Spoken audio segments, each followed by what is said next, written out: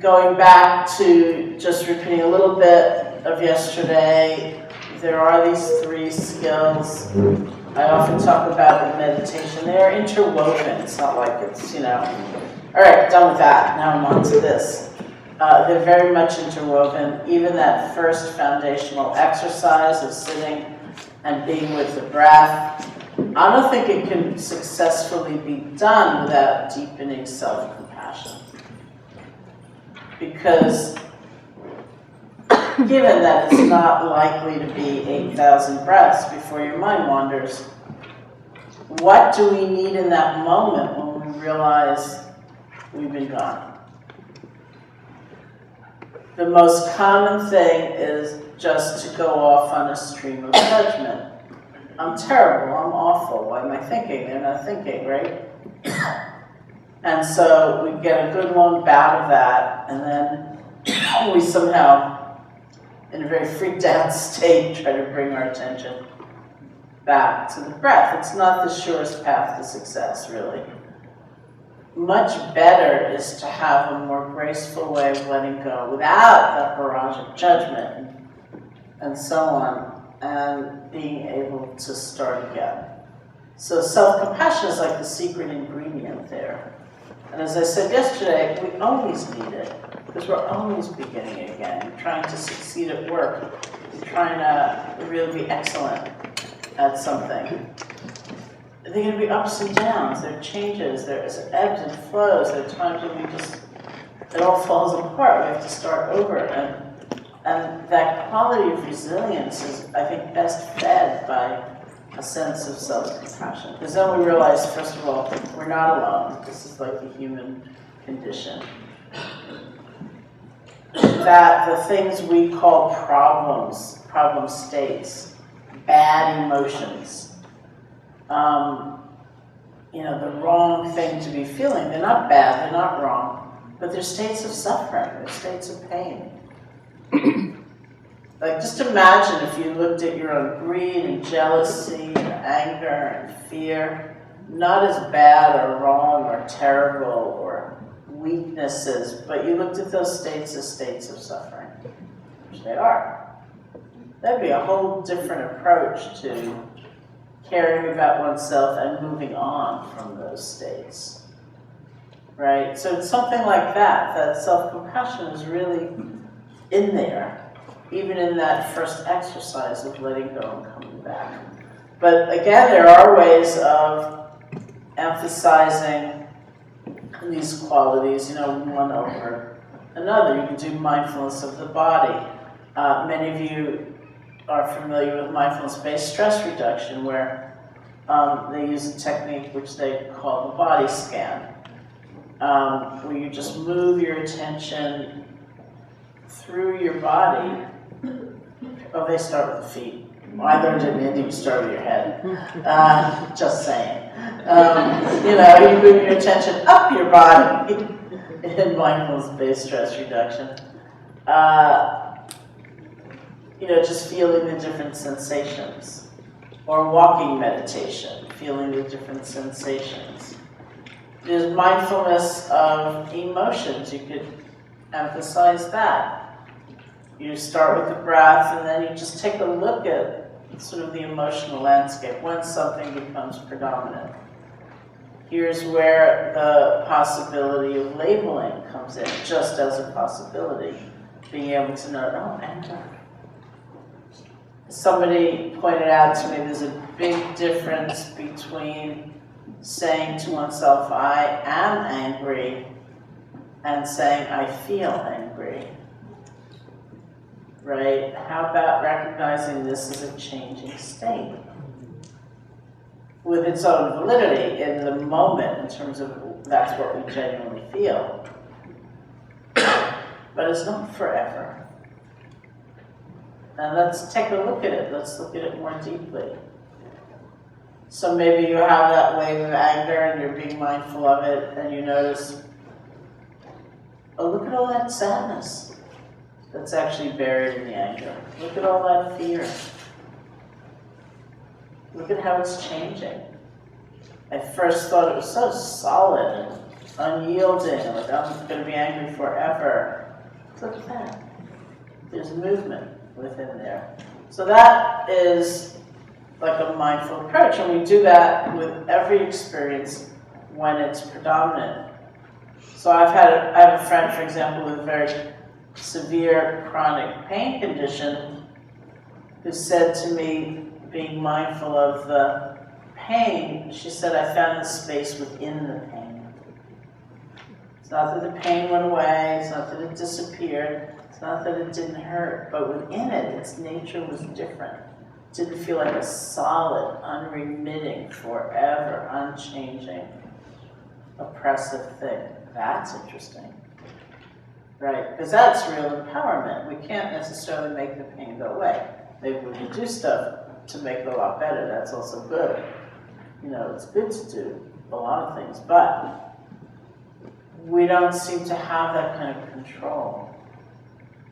And given that, where do we find our own abilities and power and so on? It's in a different approach to things.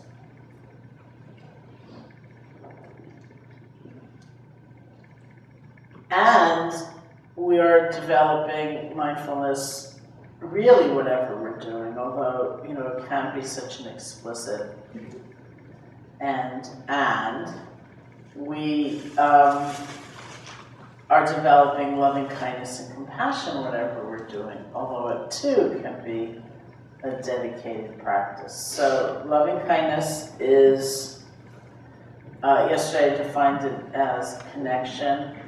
The literal translations of the word, if you're looking at Asian languages like Sanskrit or Pali, the literal translation is friendship. And so it means a quality of friendship, first of all, toward ourselves. And that means all aspects of ourselves, even those parts of ourselves we don't usually like that much, or we like to keep hidden. And friendship toward all of life. I sometimes, well, I'll go into this much more later, but I have concerns even about friendship, because I think we have so many ideas that like that spirit of friendship means you have to invite someone home to live with you, right? And it's not that at all. It's not dictating a certain kind of action. It's a heart space of acknowledging our lives are connected. Our lives have something to do with one another, and that everybody has a kind of inherent worth. They may not be living up to it, but we've got that, each one of us, right? So it's an inner state. That's why I keep coming back to connection as a sense. So we get a profound sense of loving kindness and compassion in lots of different ways. We get it when we're developing concentration, if we're doing it correctly, because of that moment of letting go and beginning again. We're getting it through insight. The more we understand ourselves, the nature of this world, the more we see our lives are connected. That's just truth. It's not romantic, it's not sentimental. Our lives really all have something to do with one another. And we get it certainly through the dedicated practice, strengthening these qualities, which is what we're going to largely do today. So just to start, why don't we sit, going back to the breath, helping establish that sense of gathering and presence. Remember, it's the normal, natural breath. We don't have to make it deeper or different. The quality of connection is one of resting. It's very gentle.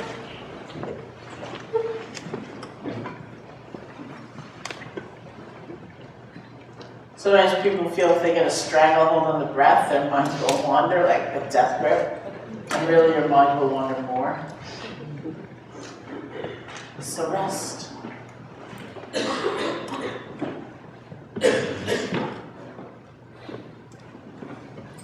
There will likely be many times when you hear a sound, you get an image, something like that, but it's not all that strong. It's okay. Just let it go by. may want to experiment with using a mental note with the breath, like silently saying in, out, or rising and falling, to help support the awareness of the breath. But let like 95% of your energy go toward feeling the breath.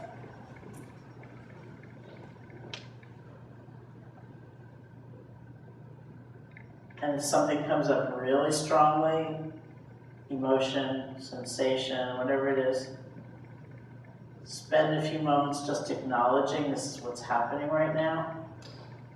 Come back to the breath. And if you find yourself just gone, swept up in thought, emerging from a trip to India, having had a nice nap, coming back, remember that's really the critical moment to practice letting go, and with kindness toward yourself to practice beginning again. So if you have to let go and begin again like 1 billion times in the next few minutes, it's okay. The goal is to relate differently to our thinking.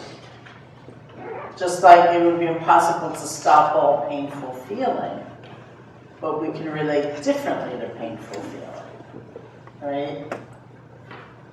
So the quality of mindfulness has the attributes of connection, also some spaciousness, right? It's a very big difference between having a thought and taking it to heart, believing it completely, letting it take over. That's like when I said I named my inner critic Lucy. That's like saying, welcome home, Lucy, it's all yours. There's also a big difference between being mindful of thoughts and doing battle with our experience. This is the most disgusting thought anyone's ever had. I'm so horrible, I'm so bad. I've been meditating all these years, how can this be? I don't think I'll tell anyone ever about my dreadful thinking, right? It's not like that either.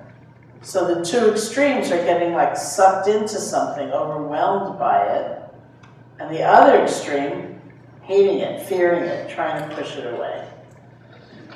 Both are pretty habitual, and both don't work for us to be happier. Can't stop the thoughts from coming, but you can relate differently to them so that you're not completely overwhelmed. And they're very changing, really, when you think about being completely overwhelmed. I used to say, I'll have to ask Amishi, I wanted someone to invent a machine where you could plug someone and amplify their thoughts so the rest of us could hear them. I suspect we're getting somewhat closer, but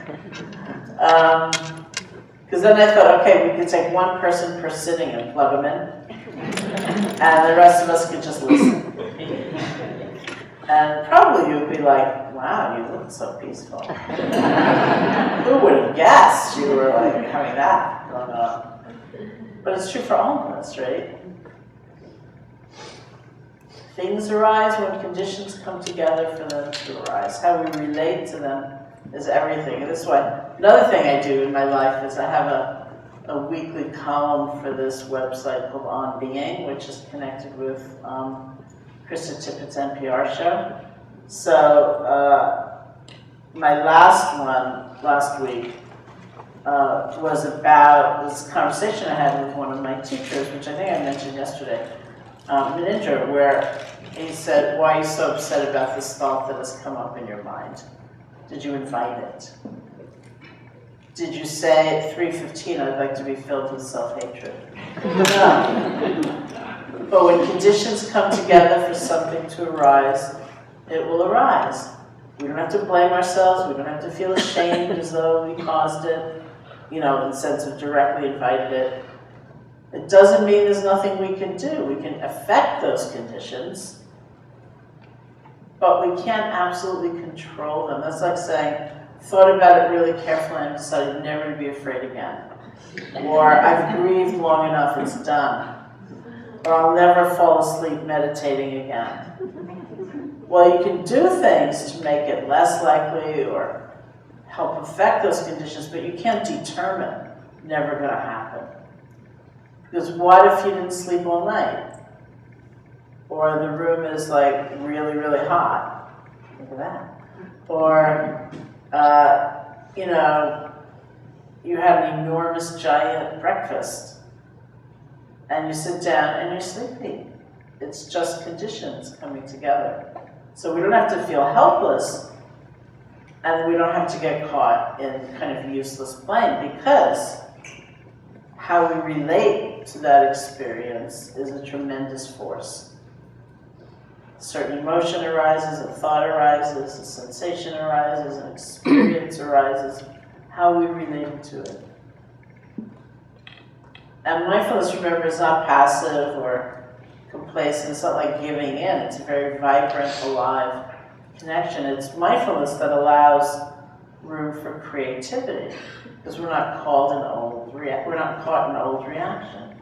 There's some space there. Many other options may arise in that space. Seeing things more clearly may arise in that space. Having perspective may arise in that space. So many possibilities. So it's maybe in my teaching experience the single most common thing I see people blaming themselves for is like, I was still thinking. Or that nasty thought still came up. It doesn't matter. Truly. Strictly in terms of concentration practice, I once invented my own meditation technique, which I'm about to share with you. I was working with a teacher, we were working with the breath, and we'd gotten somewhat into mental noting, so beginning with in, out, and so on. So I was extremely judgmental. You know, I'd feel a few breaths, my mind would wander, and then I'd spend a good long time judging myself for the horrific thought. I was 18, I had never really done much introspection, so it was like the first time I was really looking inside. And I was shocked by everything. You know, I was just really judgmental. I remember I'm still very close to a number of people I met at my very first retreat 45 years ago. And I'm somewhat famous amongst this group of people for having once marched up to my first teacher as I joined him and looking him in the eye and saying, I never used to be an angry person before I started meditating. Thereby laying blame exactly where I felt it belonged, which was on him. Clearly it was all his fault. And of course I was hugely angry, but I didn't know it. And so then looking within, it all started coming up. You know, so I really see the difference between having something come up and freaking out about it, and having it come up and sort of being integrated in my field of mindfulness. Oh, that's anger. And not in a dismissive way, but as the opening to look more clearly at the anger. What do you see?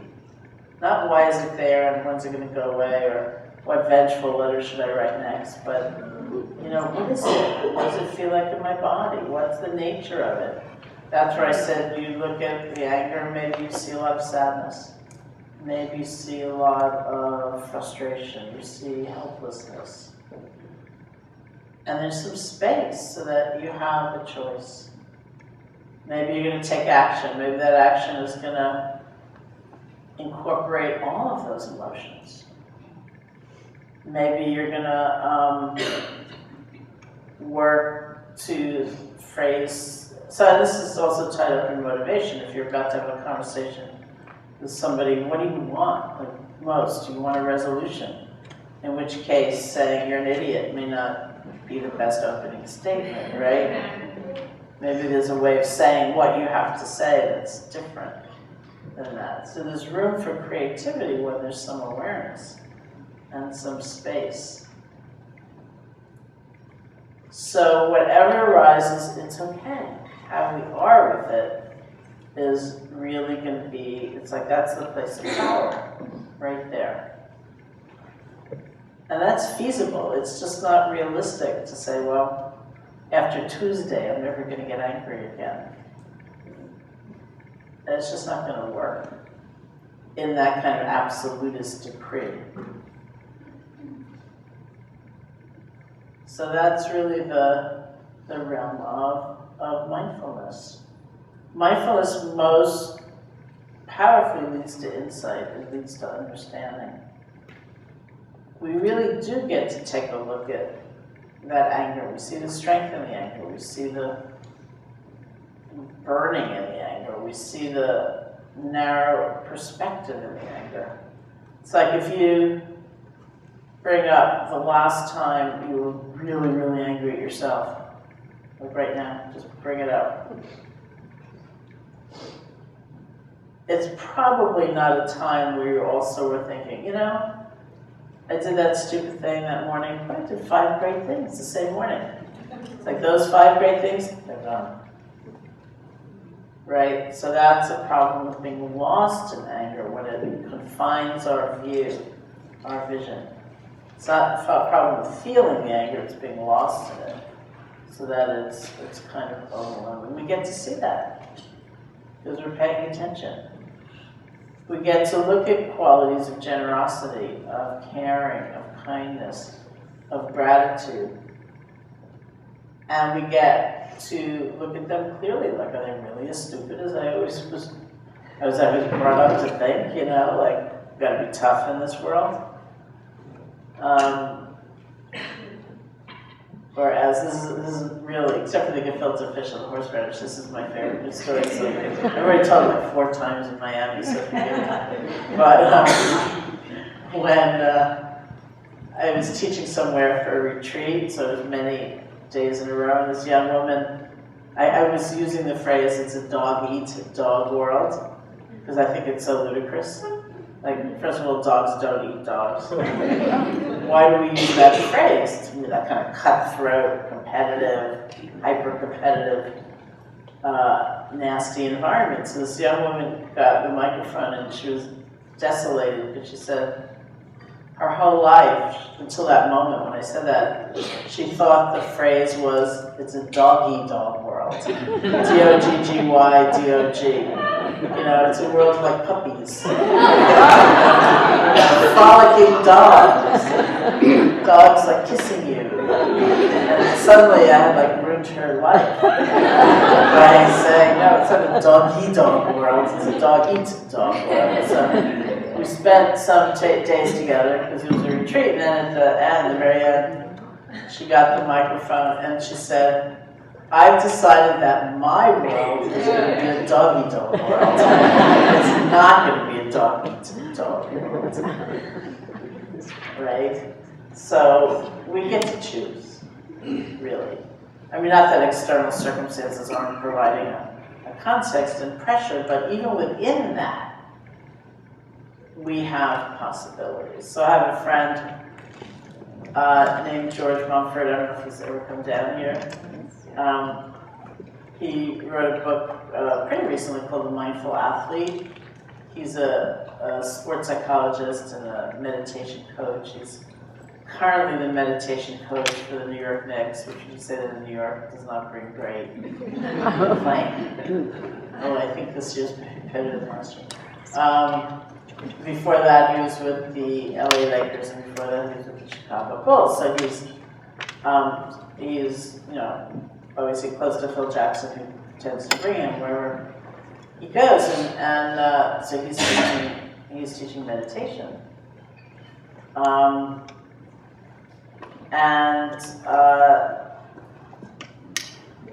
People always ask him, you know, because these are like superstars, driven to excellence, like extraordinary at what they do.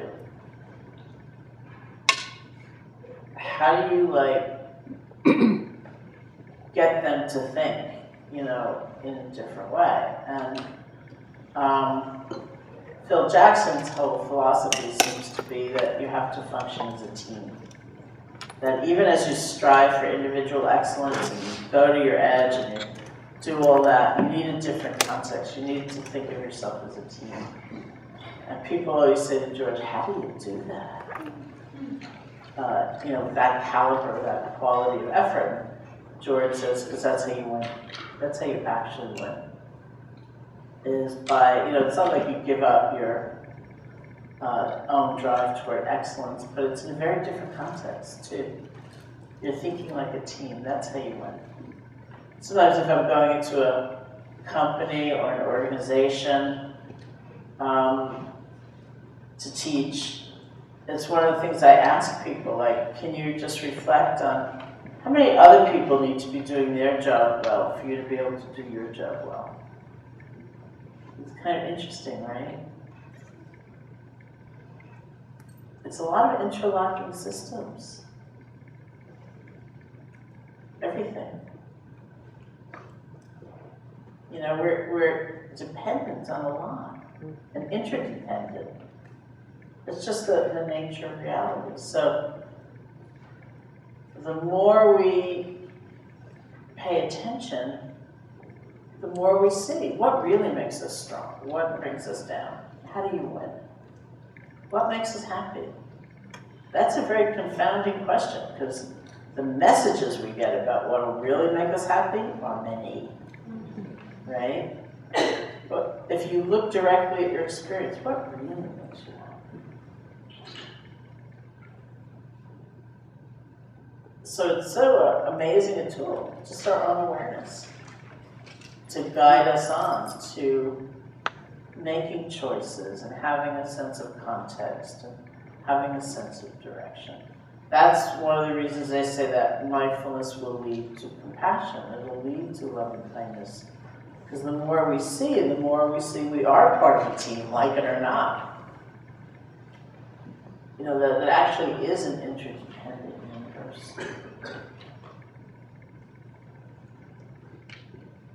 Another Bob Thurman story that I often tell. Bob was my friend I mentioned yesterday. He's a professor of Buddhist studies at Columbia. So he uses this example a lot in teaching, which I like a lot because it's very New York. It says, imagine you're on a subway and these Martians come and they zap the subway car so that those of you who are there are going to be together forever. And he says, what do? If somebody's hungry, you feed them. Somebody's freaking out, you try to calm them down. Not that you necessarily like them, but you approve of them, but you're going to be together forever. Well, guess what? There's something to that. So the next part of the story is I was sitting on an airplane one year on the tarmac at an airport in New York City. I was trying to fly to Tucson. The Dalai Lama was going to be teaching in Tucson, and I was going a few days earlier because I was going to do a lecture as well. So the plane ended up sitting on the tarmac for 4.5 hours in what I now call the breakdown of civilization. Since I'm flying tomorrow, I'm actually a little superstitious about telling this story, but I don't know. So, it was getting hotter and hotter, and people were getting angry and screaming and yelling, get me off this plane. And finally, the pilot got on the PA system and he said, no one's getting off this aircraft. And I wasn't feeling that chipper myself, I was sitting there, it was hot, people are yelling all around me. I thought, I'm paying rent in New York City. If they'd only let me off this airplane, I could get off, I could try again tomorrow. But no one was getting off the airplane. And then all of a sudden that image of Bob's, which I think actually used more than Bob, it came up in my mind. Imagine you're on a subway, and these Martians come, and they zap the subway car, so those of you who are in there are going to be together forever. And I thought, maybe these are my people. And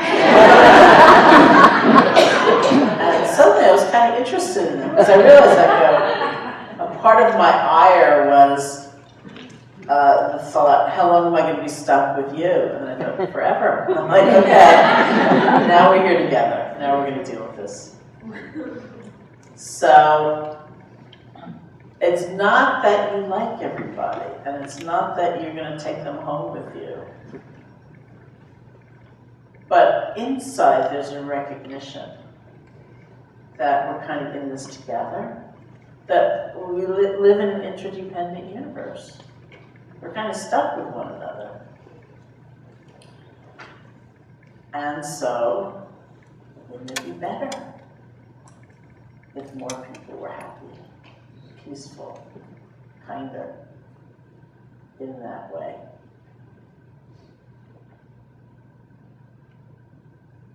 So if you don't think of me tomorrow, smooth travels. We live in an interdependent universe. So now we can do my very, very favorite reflection before we go on. Just for a few moments sitting here, think about, or just see who comes to mind if you think about anyone who has played any role at all in your being here in this room right now.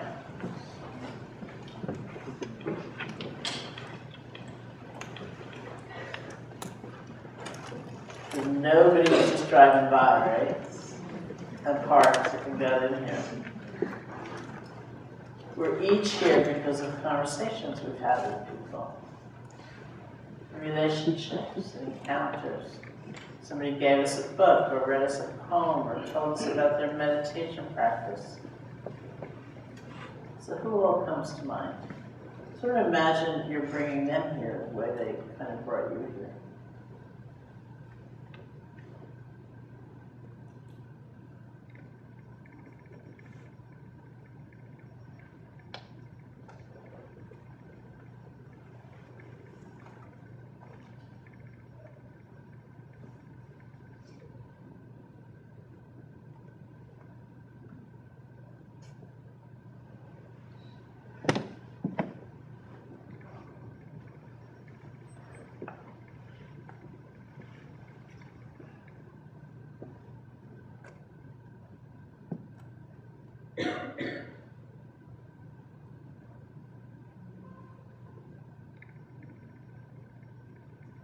Sometimes I do this reflection and I think about the Board of Regents of the state of New York, which gave me a scholarship, which is how I was able to go to college. Because I went to India, a college program. It's one of the reasons I'm here right now.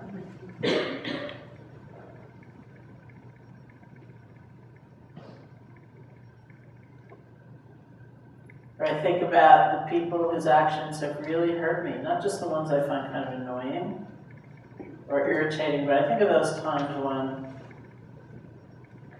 I really felt like I was at an edge, like something has got to be different. Because they're part of why I'm here right now, too.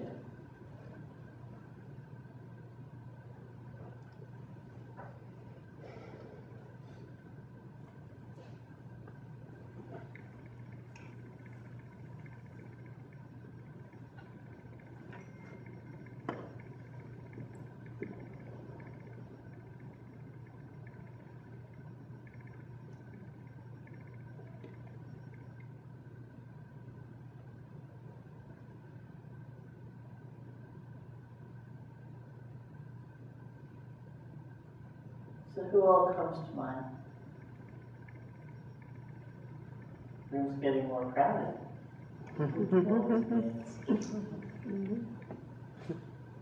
This moment in time is like a confluence. All these connections. And every moment in time is like that.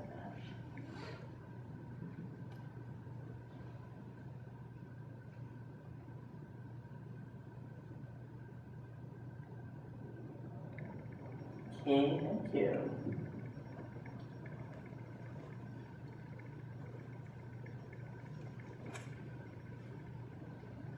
So that's a little vision of interdependence. I think we live in such an extraordinary time because science brings us there, and economics brings us there. Certainly environmental consciousness brings us there. What happens over there doesn't nicely stay over there. It ripples out over here. It affects us. And what we do, it matters, because it too will ripple out. Even epidemiology shows us this. We live in an interdependent universe, and the heart's response to that is a sense of loving kindness or compassion. It's connection, it's caring.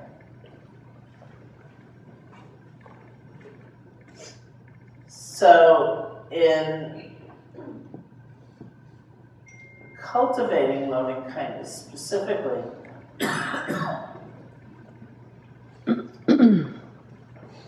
we can and do cultivate quite a bit of it just paying more attention and seeing things more clearly. It just comes forth.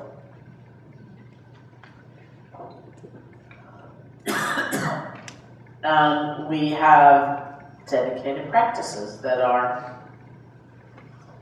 really designed specifically to enhance those qualities. So that's what we're going to spend much of the day here together doing, is exploring those.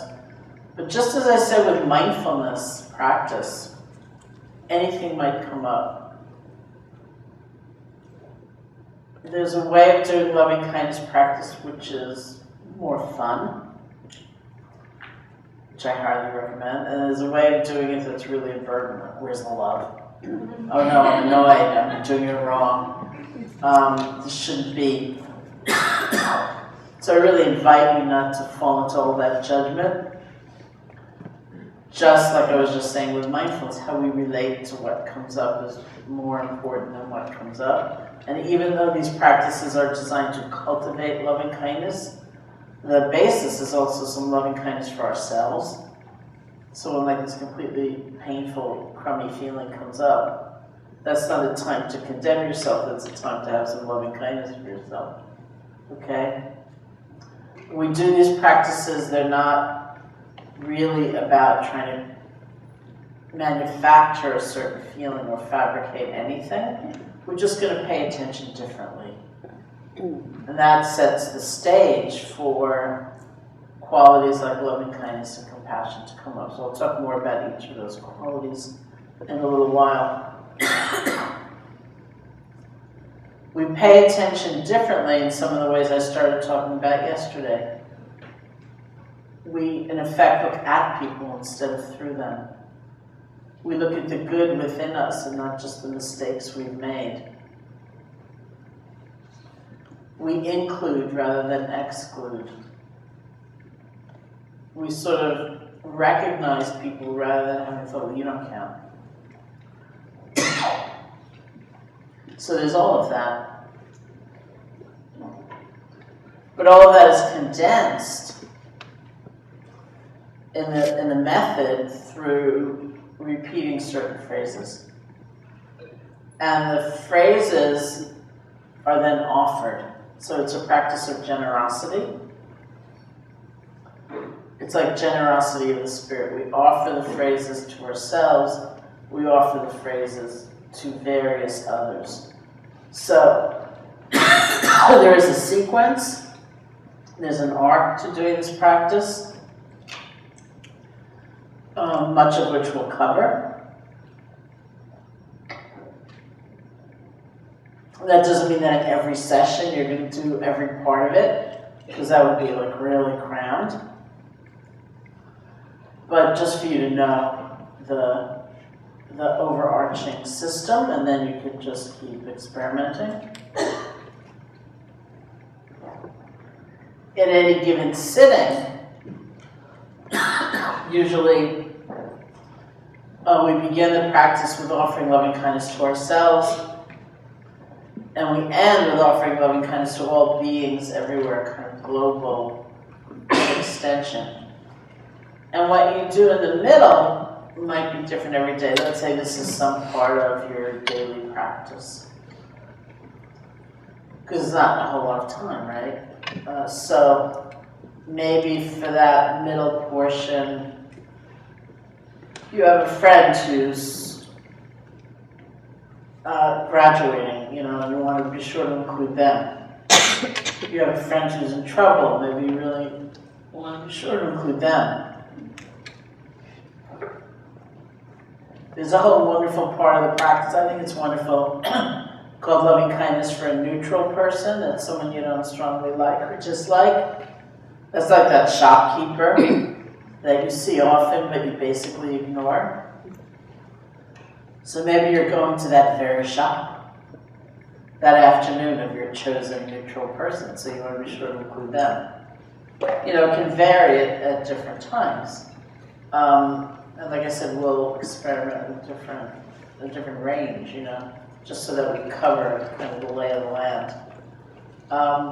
So that's basically sitting. Loving kindness is also done walking, and that's the first way we're going to do it.